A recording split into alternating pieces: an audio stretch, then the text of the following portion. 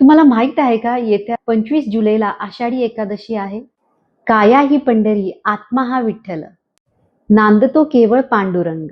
या पवित्र दिवशी सकाळी उठून स्नान करून पांढरे किंवा पिवळे वस्त्र परिधान करावेत. विठ्ठलाच्या कृपेने आपल्या आयुष्यात सुख, शांती, समृद्धी आणि पॉझिटिव्ह एनर्जी येऊ शकते.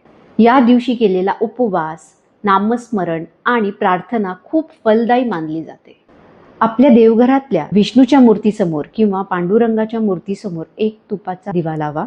108 तुळशीची पाने पांडुरंगाला अर्पण करताना ओम नमो भगवते वासुदेवाय हा जप नक्की करा. त्यानंतर हात जोडून मनापासून प्रार्थना करा. हे विठ्ठला, माझ्या आयुष्यातील सर्व अडथळे दूर कर. माझ्या घरात सुख, शांती, समृद्धी आणि उत्तम आरोग्य नांदू दे. हा उपाय श्रद्धेने केल्यास मनाला शांतता, पॉझिटिव्ह एनर्जी आणि भक्तीची अनुभूती मिळते. आषाढी एकादशीच्या सर्वांना हार्दिक शुभेच्छा. हा व्हिडिओ लाईक करा, शेअर करा आणि सेव्ह करा.